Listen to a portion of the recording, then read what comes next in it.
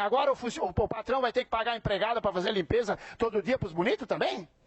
É isso que tem que acontecer? Temos que botar eles no hotel 5 estrelas para não ter problema com o Ministério do Trabalho?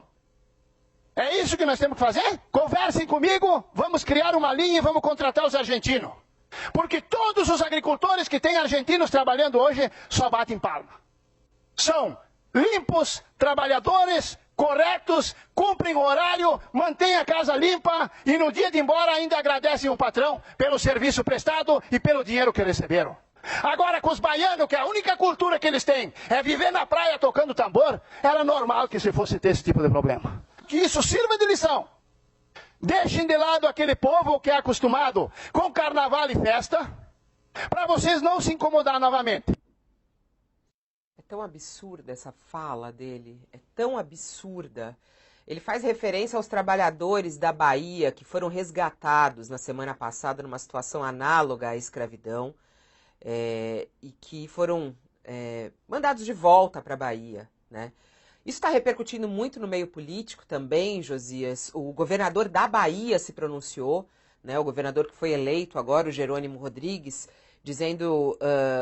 falando sobre esse discurso desse vereador lá do Rio Grande do Sul, e falou, ele foi xenófobo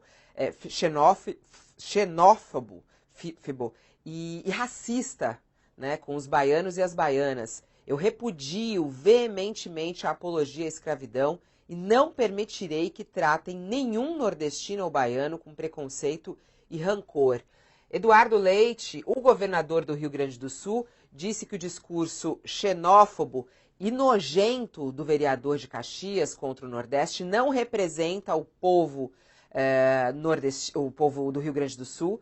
Não admitiremos esse ódio, intolerância e desrespeito na política e na sociedade. Os gaúchos estão de braços abertos para todos, sempre. O que tem que acontecer com esse vereador, hein, Josias?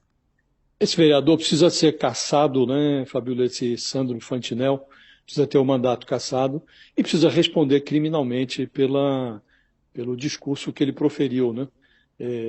É um discurso racista, xenófobo, é um discurso abjeto. Nós estamos falando de um caso que envolve o trabalho escravo de 200 pessoas, 200 brasileiros explorados em condições análogas à de escravidão. Cada vez que a gente vê um caso como esse no noticiário, a gente tem a impressão de que nós estamos constantemente virando a página da escravidão no Brasil. Só que sempre para trás. Há coisa de 20 anos, Fabíola, em março de 2003, primeiro mandato do Lula, ele lançou uma iniciativa que se chamava Plano Nacional de Erradicação do Trabalho Escravo. Foi uma iniciativa muito celebrada na ocasião. O presidente retirou do Ministério do Trabalho uma burocracia que estava lá comprometida com fazendeiros. Naquela época, os fiscais eram proibidos de enviar ao Ministério Público os autos de infração. Nós estávamos falando de uma época em que os trabalhadores que estavam ali espalhados pelas matas, trabalhando em condições de escravidão, eram contados em 25 mil pessoas. 25 mil brasileiros trabalhavam nessas condições quando o Lula lançou esse plano de erradicação do trabalho escravo. E nós, 20 anos depois, estamos convivendo com a mesma realidade. Agora, não mais nos fundões da mata, mas numa área, num estado desenvolvido, como o Rio Grande do Sul, numa cultura vinícola associada a um hábito requintado, que é a degustação de vinhos. Então, numa atividade como essa, há trabalhadores sendo explorados em condições análogas à escravidão. Isso é inaceitável, é algo que nós precisamos não só repudiar, mas precisamos realmente enfrentar esse problema como ele deve ser enfrentado. Espera-se que o Lula recupere essa iniciativa que ele adotou há 20 anos e que a gente retome, porque nos governos do Michel Temer isso já começou a ser revisto.